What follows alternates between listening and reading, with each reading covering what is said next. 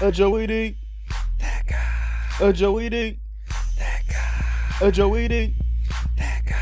A Joey D. What's up, YouTube? It's that guy, Joey D, and welcome to the place to be. So today I want to talk to you guys about GigWork and Rideshare because I have some friends that follow me over on my Instagram and they've been asking me questions as far as like, well, can you do it full time and is it worth it? So those are going to be the two questions that I try to tackle today. I'm going to just do my best to give my perspective on it, but we're just going to dive right in. So just to get started, I want to give a little background as far as like how long I've been doing Rideshare and GigWork. I've been doing this since around 2017, back when I was living in San Diego, California. And I just started out doing Lyft and Postmates just to get my feet wet. I wanted to see what it was like doing rideshare as well as what it's like doing food deliveries. So I did it part-time just to try it out, just to see what it was about because I was so unfamiliar with just using my car and my phone to make money. So I did it part-time for about a month. And then the first week that I wanted to try it out full-time was when Comic-Con came to San Diego. And that's a very big event. And I mean, a lot of business came that week. So that first week that I did it full-time, I seen how much money I could make. And, it felt fun. I was enjoying myself. I was like, you know what? I'm gonna just continue on doing this full-time. So the following week after Comic-Con, after the week that it left, I still was able to make decent money. So I was like, you know what? I'm gonna continue on doing this full-time. And that's honestly what I've been doing since 2017, all the way up to now 2021.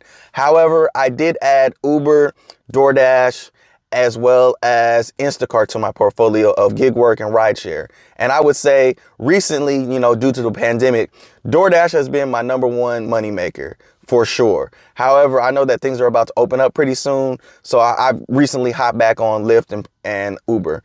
That's just a little bit of my background that I wanted to give just so you would know. So moving on, I want to give you some pros and some cons to doing rideshare and gig work. So the first con that I want to give you, because I definitely want to end this video off on a good note, is that you're going to put a lot of wear and tear on your car, especially if you're using your own personal vehicle. From driving and dropping people off, from delivering food from house to house, you're going to put a lot of miles on your car. However, there's always another option as far as you can get rentals from either Uber or Lyft, as well as you can use something that I recently just found out, which is Hire Car. They allow you to rent other people's personal vehicles and use those to do gig work and rideshare. I would say that's a good option if you're not looking to put a whole lot of miles and wear and tear on your own personal vehicle. So moving on to my second con, and that's just benefits. Something that I feel like is a popular topic that turns a lot of people off when it comes to doing rideshare and gig work. However, I do understand that with rideshare and gig work, you don't have the best benefits. But being a self-employee and an independent contractor, you kind of got to do some of those things yourself, as far as setting up your own dental, getting your own healthcare insurance, as well as setting up a 401k plan, if that's what you're looking for in your future. So let's just slide right into some pros, because talking about the cons honestly made me a little sad. And I told you, I want to end this video off on a good note. So let's just start off with my first one, and that is having the freedom and flexibility to start and stop just about whenever you want.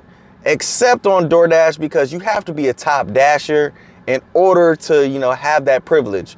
But for the most part with the other ones, you can stop and start whenever you want. So moving on to my second pro, and that is that you really don't have an income cap on how much money you can make in a day or how much you can make in a week.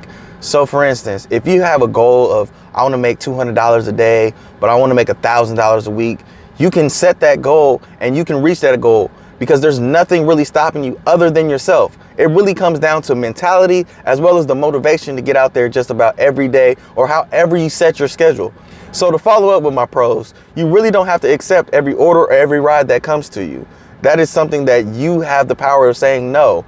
And if you do have a bad ride or you don't want to do a certain food delivery, you can always just say no. And no one really is going to fault you for it. Yes, your rating may be defective from it, but that's something that you can always fix just by doing the next order or delivery. So there you have it. That's my perspective on can you do rideshare or gig work full time. And if you've enjoyed this video, do me a favor, like, subscribe. And if you have any other feedback or any other questions, just hop in the comment section and let me know. But other than that, we're just going to keep this thing going and rolling, one day at a time until the end of time. Peace be the journey. A Joey D. That guy. A Joey D. That guy. A Joey D. That guy. A Joey D.